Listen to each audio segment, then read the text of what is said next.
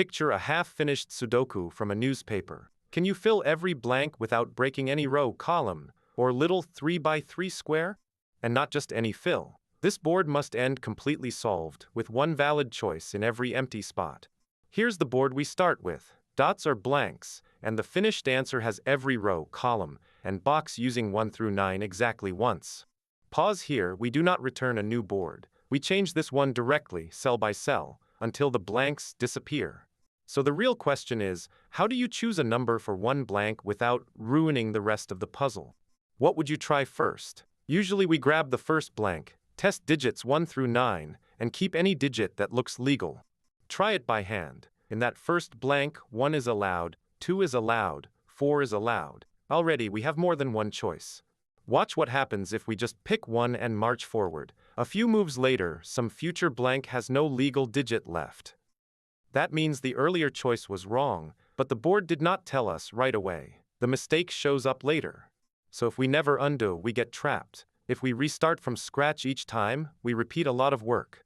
Look at the waste. We build a partly solved board, learn one choice fails, then throw away only the last decision we needed to question. Here's the question. What if instead of restarting, we step back one choice, change it, and continue from there? That move is backtracking. It's like walking a maze with chalk marks. If a hallway dead ends, you return to the last fork. For Sudoku, a fork means a blank with several legal digits. We place one digit, solve the rest, and only undo if that path fails. You might think we should fill the whole board greedily first, then check at the end. Don't. A bad guess can hide for many moves. So the rule is, place a legal digit, recurse, and if the rest cannot be solved, erase it and try the next digit. Same idea, shorter. Every guess is temporary until the rest of the board agrees with it. We also need a fast legality check. For any cell, we ask 3 things. Is this digit already in the row, the column, or the box?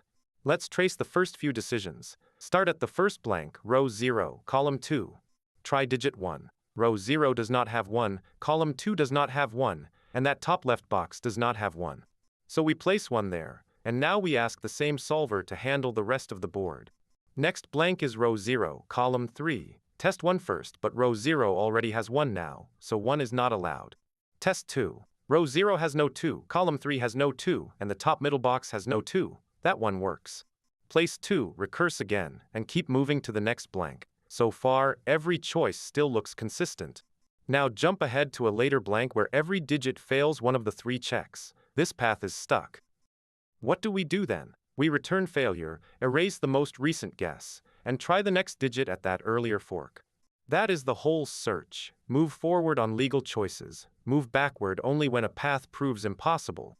Let's do one more example, but this time the first tested digit fails immediately, so you can see the quick rejection case. At row 1, column 1, try digit 1. Row 1 already contains 1, so we reject it without changing the board.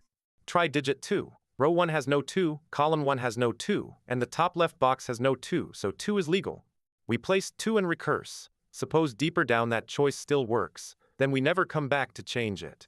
So backtracking does not mean undoing everything. It only undoes guesses that lead to a contradiction. We are exploring a search tree, but pruning branches the moment a row, column, or box says no. In the worst case, that search can grow very fast. But the early legality checks cut off huge parts of the tree. Pause and recap. We scan for an empty cell, try digits 1 through 9, and only place digits that fit all 3 rules. After placing a digit, we recurse on the smaller problem, the same board with 1 fewer blank. If recursion fails, we erase that digit. That undo step is what lets us recover from a wrong guess. And when there are no blanks left, we are done. The board itself is now the answer. Let's write it. First helper, is this digit legal here? We scan the row, the column, and then the 3x3 box. Then solve walks the board until it finds a dot. That is the next blank we try to fill. Inside that blank, we test each digit. If 1 is legal, place it recurse, and keep it only if the deeper call succeeds. If no digit works, return false. If we finish the whole scan without finding a dot, return true and stop. Same newspaper puzzle, just with a careful erase and try pencil.